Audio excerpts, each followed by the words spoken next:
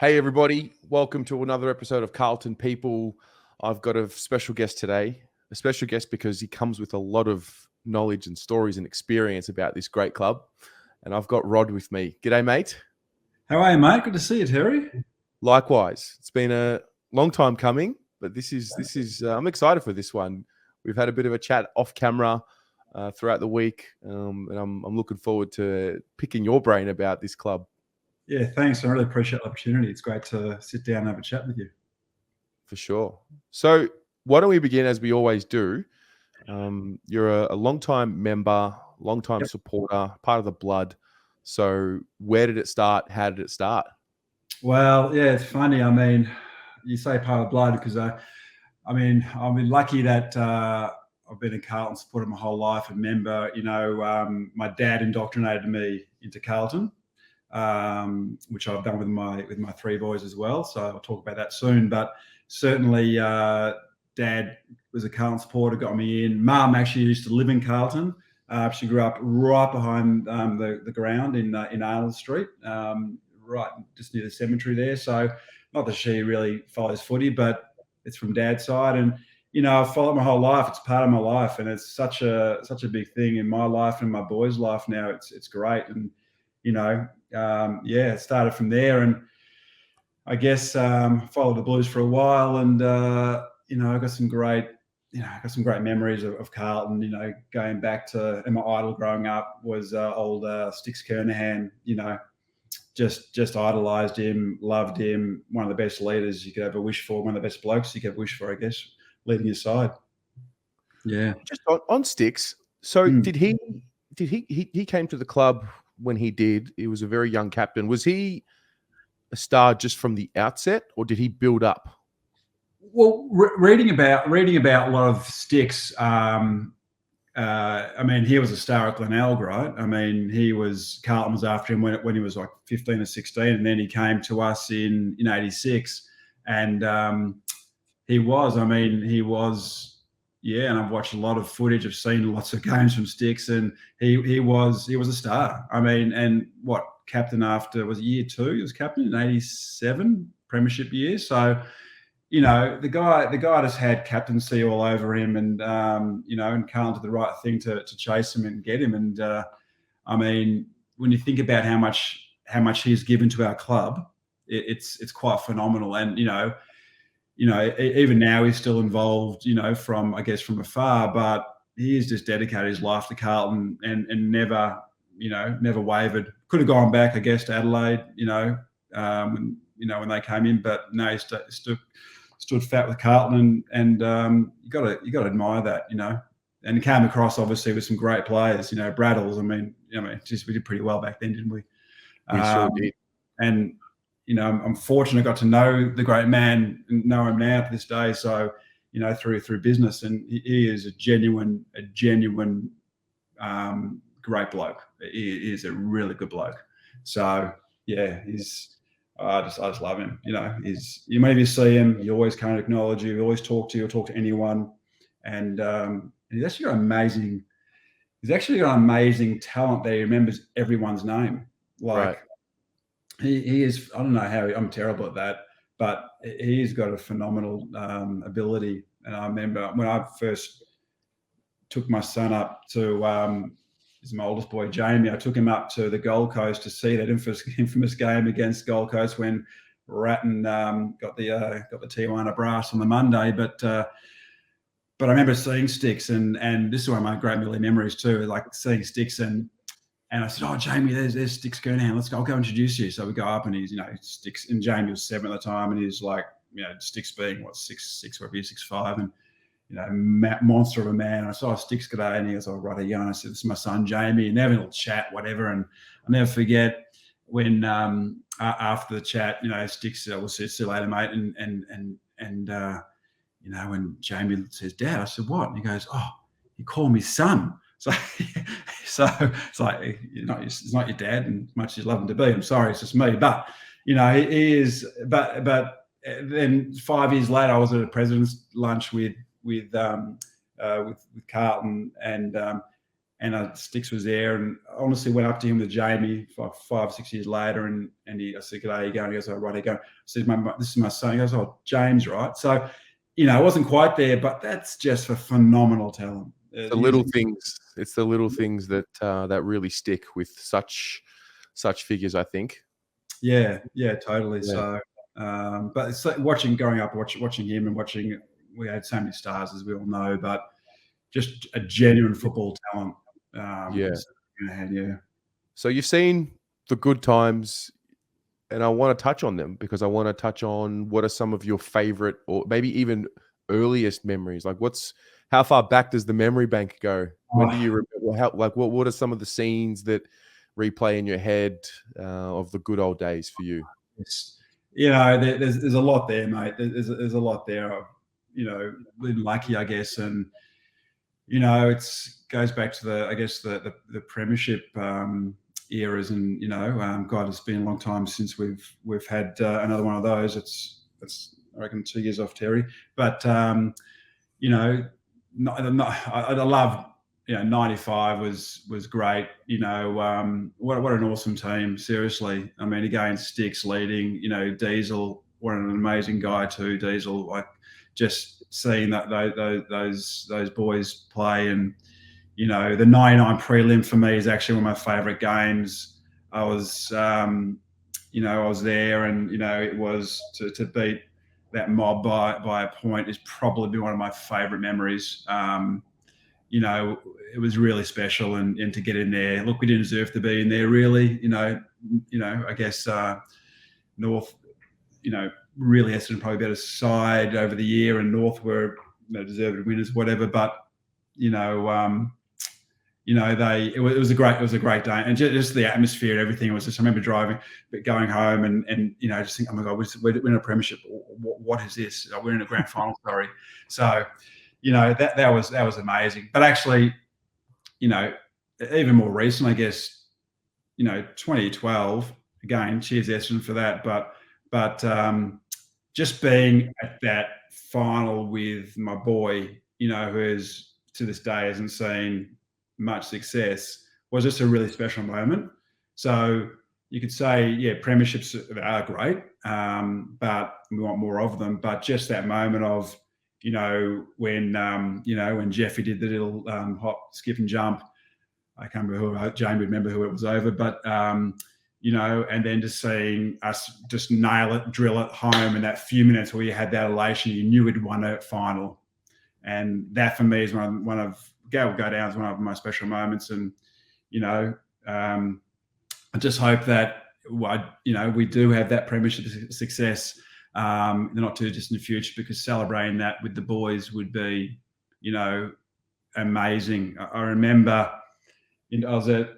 I've done a lot of work, for the AFL and with footy in general. Been lucky in advertising, as and made a lot of ads, and footy ads and stuff. But I remember I was at the Richmond Grand Final in 2017, and I was sitting next to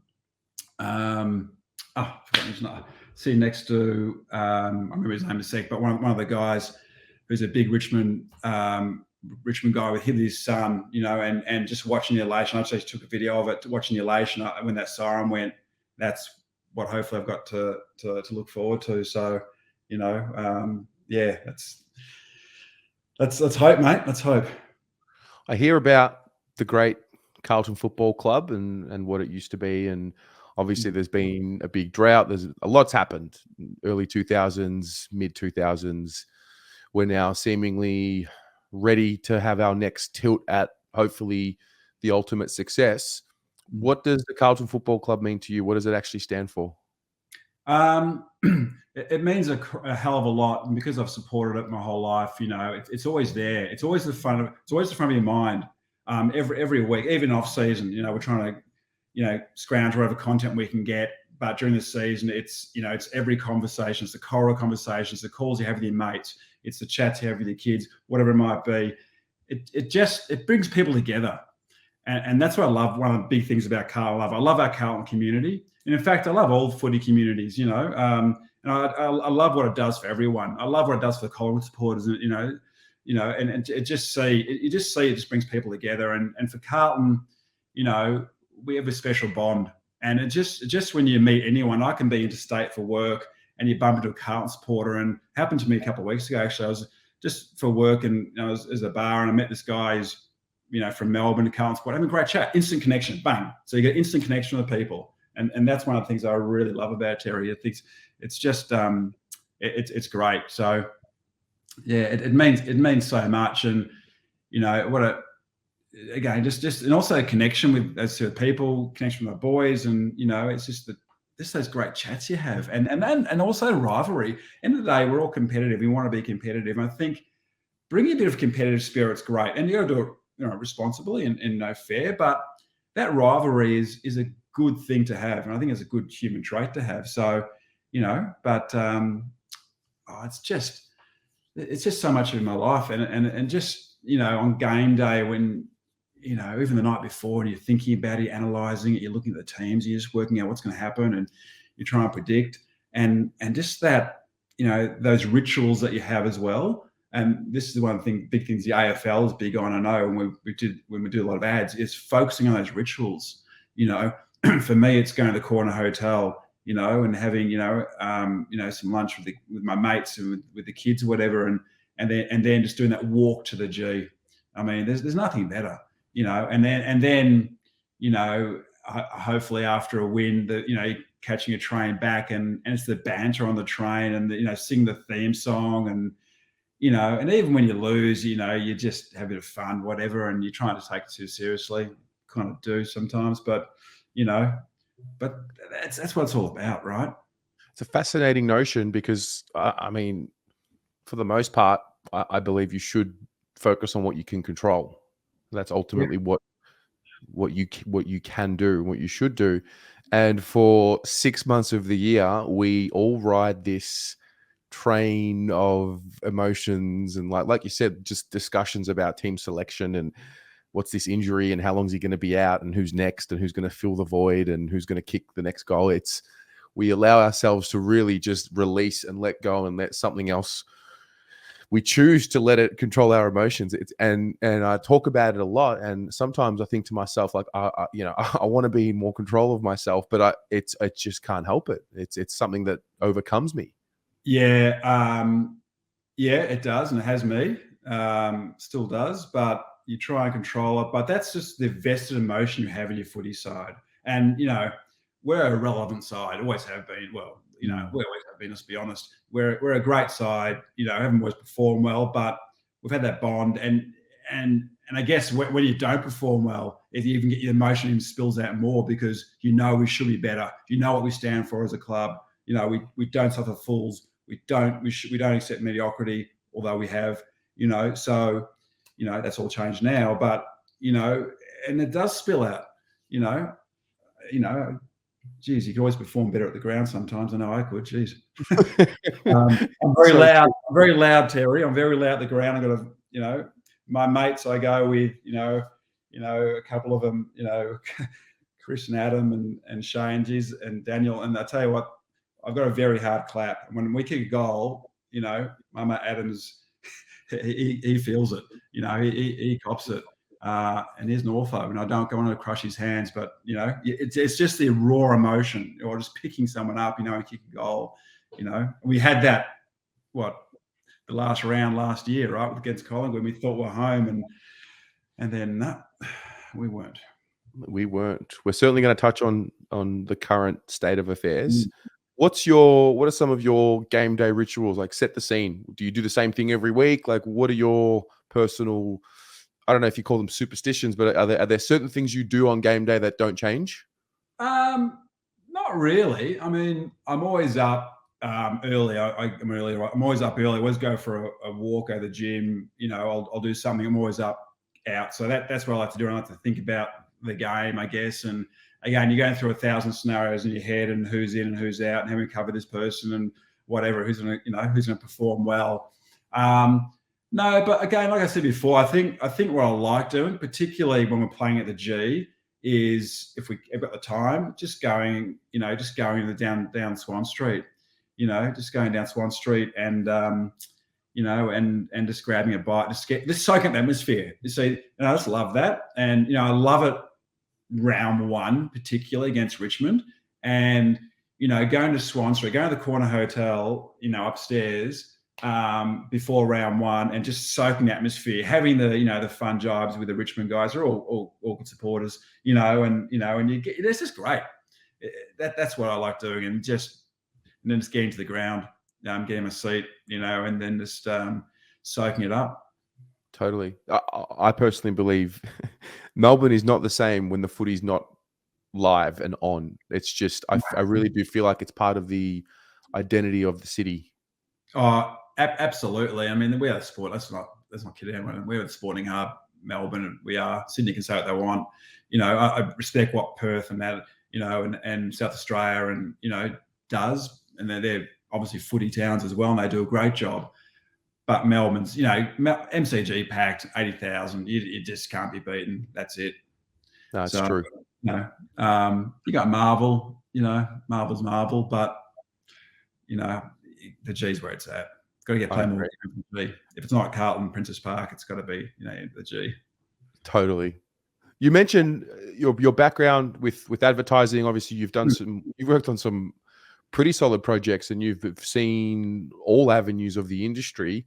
I'm really curious to ask about the evolution of the game, not just as a sport and the way it's played, but the way it's consumed, from a content side, even from an advertising side. What do you see? Yeah, it's interesting actually, because it definitely has changed in the last. Well, it's always changing, isn't it, with our media landscape? But in the last 10 years, it's really changed. With what fans want is always on. They want always on content. This type of stuff, particularly in off seasons or whatever, this is great. But they want always on content. And what fans particularly want, and clubs are really good at this, and I think Carlton's social media department is actually one of the best, to be honest, is providing behind the scenes. Even recently, what we started in the last couple of years, on draft night, and then getting the mics and getting seeing what's happening and listening to that. That's what fans want. It's exactly. And some of the ads I've done for the AFL, we've tried to do that, where we go behind the scenes to sort of show it.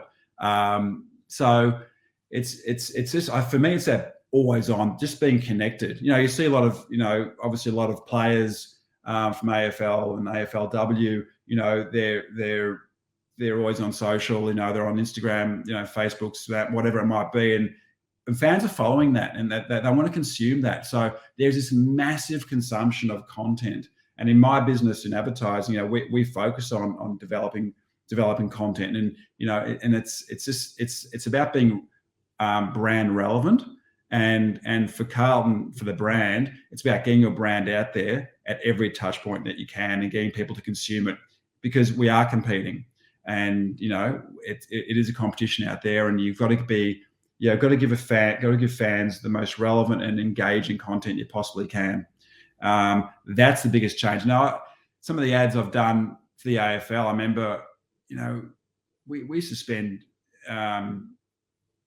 like a lot of money, like 7 figures, much. I did an ad with Buddy in 2012 for the AFL launch. Actually, so that was Foxtel for Fox Footy.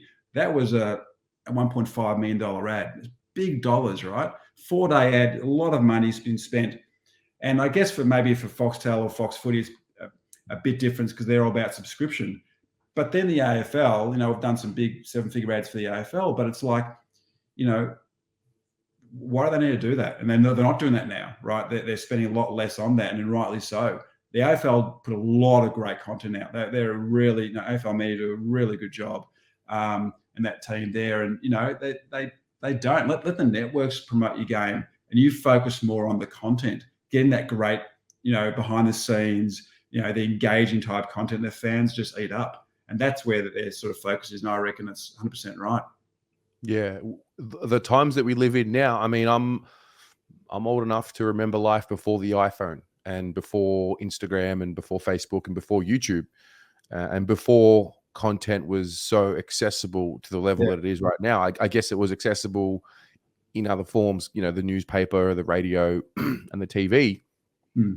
But never before have you been able to have whatever you want on demand, on repeat, non-stop. It's a fascinating time that we live in. And even on game day, I mean, you add this extra layer to the experience. You watch the game, you know, it's very much a linear experience. And then all of a sudden you add that extra screen, your phone or your iPad, if you're checking the stats, your fantasy scores, etc. It's or new photos and new clips that come out. It's really, it's a new frontier completely. Absolutely, mate. And that's what fans want. And it's you know, and this thing is, it's so fragmented now, and it's not linear anymore. But you know, you've got so much access to content, and you just want to eat it up all. I mean, the big thing you do after you know, a good win, what's the first thing I do? Go home, you know, relax, you know, maybe a little whiskey or something, and then just put on the presser. You know, watching Voss, it's just so good to watch. You know, watching the press conference, and then just watching the highlights, and you know, the 4-quarter highlights, and then on repeat. You know, or when you see great moments like that round 1 this year, you know, you just got to watch it and watch it and watch it. And I think what clubs are good at, and the AFL, is just that feeding of content, you know, all out. And you know, Carlton does a good job as well, and you know, and all these sports bodies, they just keep pumping it out. And it's constant through the year, and even the off season. So then, you know, for us, you know, our season usually starts around draft time, because that's when we get excited. Not so much these days, which is good. But the way, and I think the AFL have a better job to do, like draft night. I'm not sure about the 2-night setup, and you know, it's got a better. I know what they're trying to do, but I reckon they could improve it. But still, I still sit there watching the whole thing. But even draft is an amazing thing to watch these days. Totally. Talk to me and us about this group, the journey that it's on. Obviously, 2022 was the year that I think we started really taking a significant step forward. But how have you observed the entire process to where we are now, and what do you look at now about this group? I tell you what, you know, and I guess every Carlton supporter will say this, and you know, I will too. I am excited about this group, and you look back on some of these other Carlton People videos, like 2020, was saying, oh, you know, David T's doing a good job and this and that. But I genuinely believe that we have got, and kudos to Sauce in 2015, got our spine right. You know, no premiership side has a crap spine. We've got our spine right. You know, we've added a lot of good players. We've had a lot of misses. We know that, and that's okay. But I firmly believe, particularly in the last couple of years, what Nick Austin has done for us, I don't think he's put a foot wrong. I was having a chat to my mate Chris about it. I don't think, you know, when you think about his first draft, when he had late draft picks and all he had was, you know, what, in the 40s, whatever it was. We got Durds, and we got Carroll, who I'm big on. We've got Carroll, and then we, you know, follow up with Motlop, and then what was done with the quartet that we've got now, unproven, but certainly with the thing that's very excites me is, you know, before we were just trying to get the best available player, right? And obviously sack the midfield, usually a midfielder. We're now recruiting for need. For me, that's a seismic shift in the list. So for us to go out and get a Holland, because we know he's a great winger, we need a winger, and for us to bring in, you know, Blake Acres, great.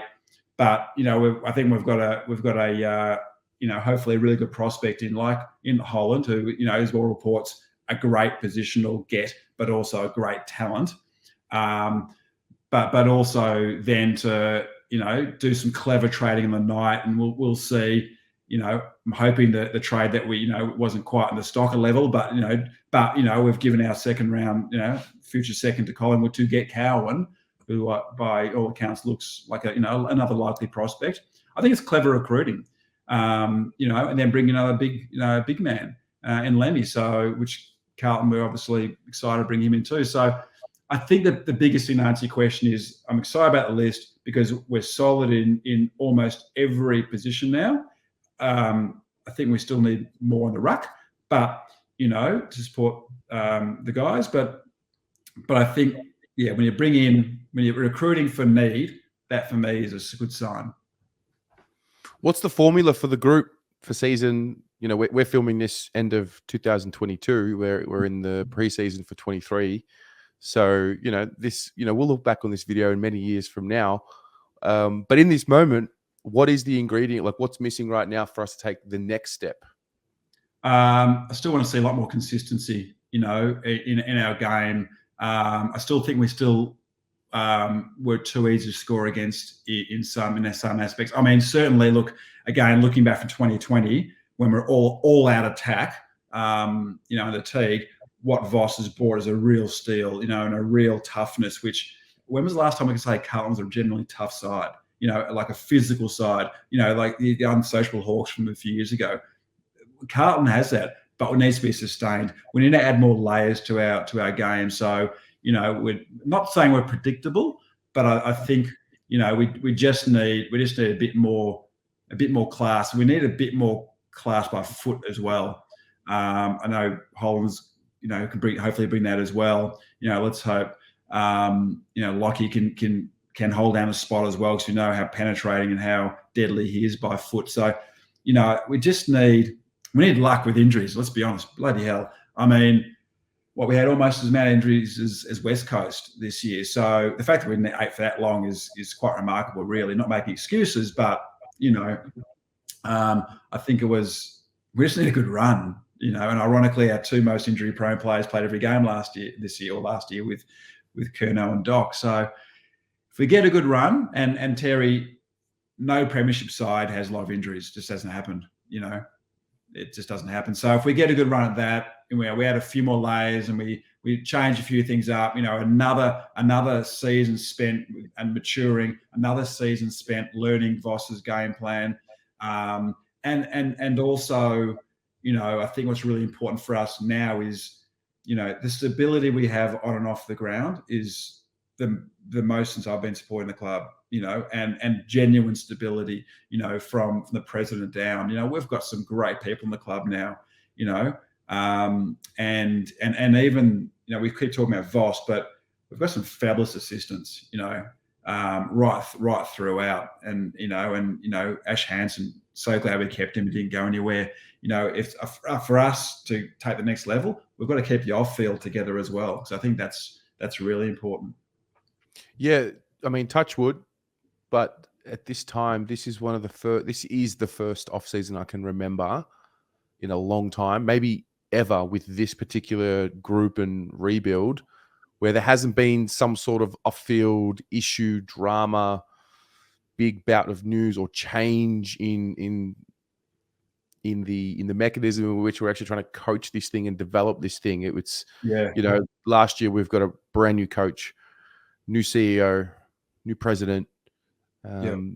We have all these changes. So the word stability is just not one I'm used to with this club. So I think the logic suggests that with a bit of stability, we get a bit more consistent. I think for me, I'm really big on their ability to handle the pressure. And I don't know what the answer is. My best guess is put yourself in the situation over and over again. It's the only way you're going to get better and learn. What do you think it's going to take for us to get over that hurdle of how to deal with the heat of, these games that tinker in those last 2 minutes? I think it's just learned experiences. I really believe, as painful as it was at the time, I really believe they're going to use the experiences against, Melbourne, Collingwood, etc., for good, not evil.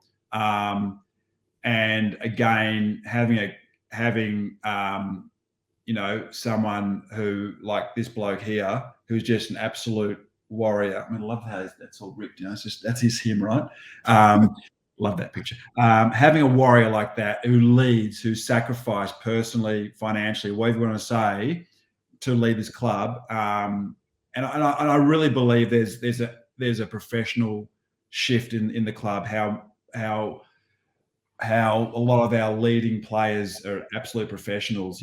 Yes, you've got your Walshies, and you've got your Harry Mackay's, who are ultra professional. And I really believe that when you've got a coach like Voss who's lived it, breathed it, I really believe that he's going to coach that for good.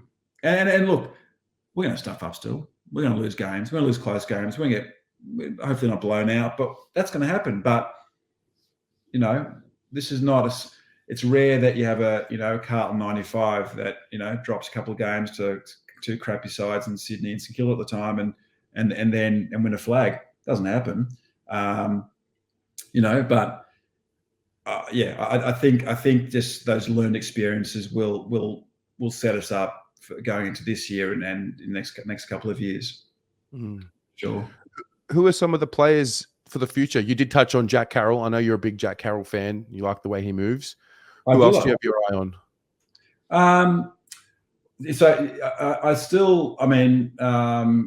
Danger. I think Motlop brings so much energy. His aggression at the player and ball, I think, is great. And I think he's going to add so many strings to his play. I think we haven't even touched on what Jesse can bring to the side.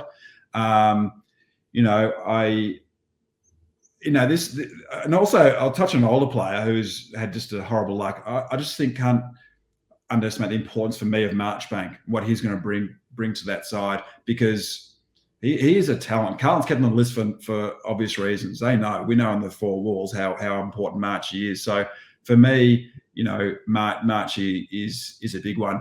And also I'm a big Corey Durden fan. I love Durds. I think he needs to get more of the ball, but I love his ambition, I love his pressure. I think he can add a lot to our side as well. And of course the young crops just come in, but hopefully they step up. Just got to keep getting a few more percent improvement out of all the players, really. I touched on Lockie O'Brien, maligned, but let's hope he's learning from a Matt Kennedy, almost delisted. No, mate, you're going to be a rookie. You come prove yourself. He proved himself in spades. Just reading the article today about how he's approached his Liz Frank injury. It didn't go away. He's got to be in rehab this whole holiday, because he wants to. Now he's ahead of schedule. That's what we need as a club. That's what we need as players. I also think, and I've had this firsthand from Eddie Betts, but when he finished playing, I was chatting to him in a local park in Glen Iris, and we're talking about. And I said, "Oh, Eddie, you're going to come back to the club, all excited, bright-eyed, think he's going to come back to the club, be an assistant coach and, help with Danger and the other boys and all that." And he didn't want to, and no, and he actually said that, we had a cultural thing to fix in the club. A lot of the players were even this is only a couple of years ago, was actually started this year, were very self-serving, worry about themselves. I think that has absolutely changed. The first thing Voss has done is change that, hasn't he? So he's got us culturally right, because it wasn't right 12 months ago, which is a worry. You're not going to win a premiership doing that. So, and I think, go back to your other question, I think for us to move forward, we've got to have our values and our culture set really strongly. And I think through, Vossi, and, Brian Cook and these types of guys who are just professionals, they'll do that for us. No, I definitely think there was as much as the success failure for a lot of us lands on playing finals football and getting a part of that journey. I don't think there's any doubt that we did something right. We did a lot right. We did a lot right, mate. We did a lot right, and that's the thing. It's about finals. It's about we're about winning premierships. You're not going to. Not every time teams going to do that, but it's a stepping stone. And we saw a giant leap. I mean, let's think about how badly we've started the last several seasons from rounds 1 to 7 or 8. Mate, it's been atrocious. We know that, right? Now, yeah, we dropped off but that's improvement. I mean, you need to go back a bit to improve, and we'll keep doing that. And what we can say is I think our game plan is pretty solid. You've got to add more strings to it, but coming off a base of complete, not ordinary culture, that's probably wrong, but, some cultural things to fix, some internal values to fix, a whole new game plan to learn in a few months in one off season, all new assistant coaches, I think that we've achieved a hell of a lot, and I just hope the players, and I'm sure they won't, they won't rest on the laurels, and they just realize what's in front of them, because this career goes so quickly, and we've only got a few years really to optimize this list right now. Totally. So what's looking ahead to season 23? What's the feeling? What's the expectation? Where is your head at with it? Mate, the lid, I tell you what, she's busting. She's already almost at boil. She's at 65 degrees already, and we haven't hit January yet. So no, look, I've got high expectations, and we all should. I mean, if you have high expectations as game, you shouldn't be in the game. I mean, you've got to, and there's always fresh hope, and everyone's as fit as they can be, and all that type of stuff you read about. But I've got very high expectations, and if we're not, in the top 8, and I'd like to say we're not top 6, around 15, or staying there, something's not right. Like, I've got very high expectations for this group, and we should. We've got a lot of talent in that group. Talent gets you in the door. Talent doesn't win you games. So yeah, it's definitely got to come down to that year in, year out improvement. I mean, even if you're improving 5% every year over 4 or 5 pre-seasons or seasons or years, that starts adding up. So I'm hoping that whatever work was done earlier on in the piece, we start to reap the benefits of it. Yeah, totally right. And also let's get back to the supporters, right? I mean, there's been so many supporters out there that, stuck fat by the club and haven't seen much success.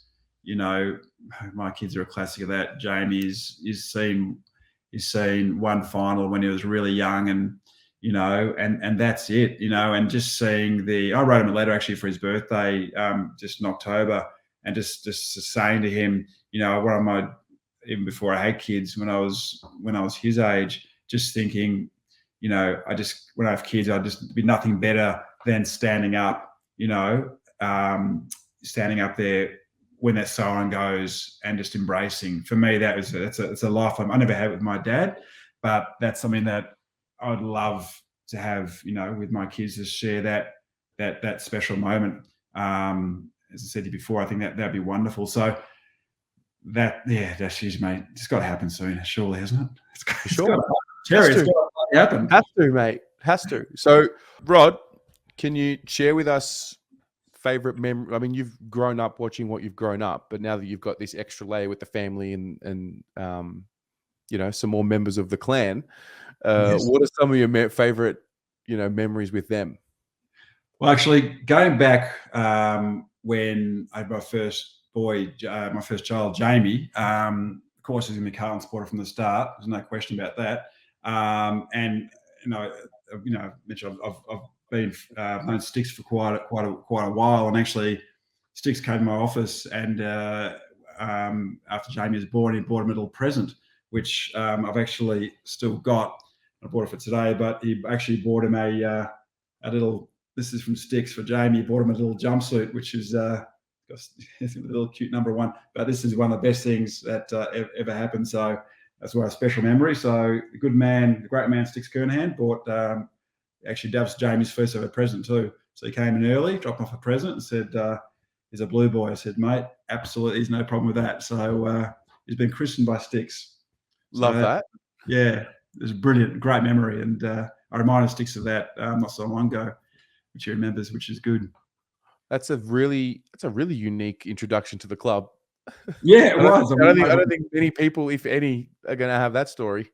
Yeah, no. I was just I was honoured and and humbled, but Sticks decided to, when he knew I had a baby, that he'd buy Jamie a present. So then he met him 7 years afterwards. So as a little boy. So yeah, it's awesome. I'll ask a few final questions about the year upcoming before we wrap up. Get the crystal ball out and see where you think some things will land. Who do you think will be one of the most improved players for season 2023? Who's primed? Who's primed? A new player or old player? Any player. Okay. Just someone that you'll say he improved a hell of a lot. I'm going to pick a player that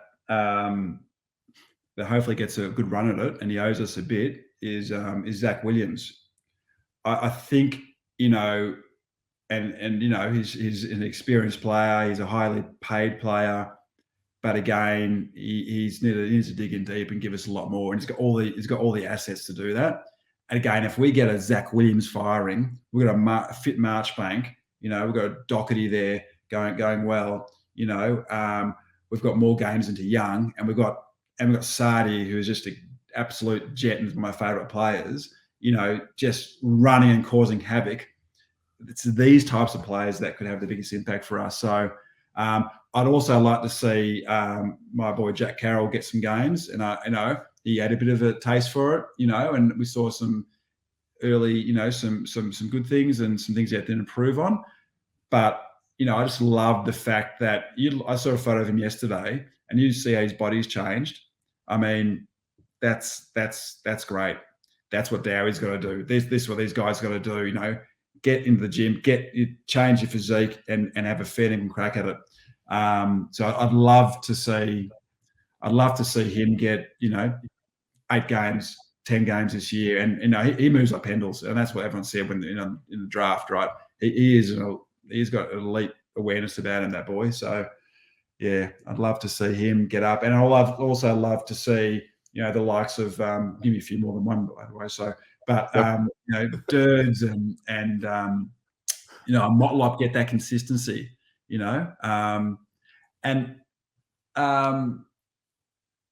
I tell you what, if we can get Matty Cottrell up and going, he added a lot to our side. And I always said he's never going to be a footballer. He is good, and he's got a lot to go. But I was really impressed with him. He was good, and I think and that competitive fight for spots is what we need. We need LOB to really be fighting for that spot now, because we brought in a couple of genuine wingers, one young one obviously established one. So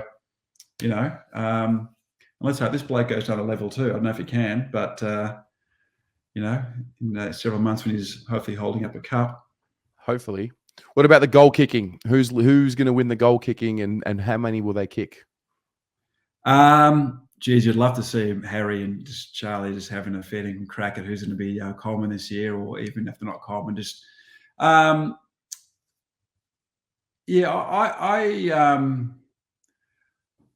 think I go back old Charles again. I just think, again, what an incredible athlete, incredible human. Like 2 years out, whatever it was, to come back and do what he's done and win a Coleman. I mean, it's extraordinary. I mean, he is. That's another one. Jesus, I'm getting excited now, Terry. The lid's off. Lid's off in December. Yeah. Happens to everyone. Well, if he stays fit again, touch wood, and he'll keep going. And we can see the physique on the boy, already in pre-season. He is just looking like an absolute beast. So Charles comes back. I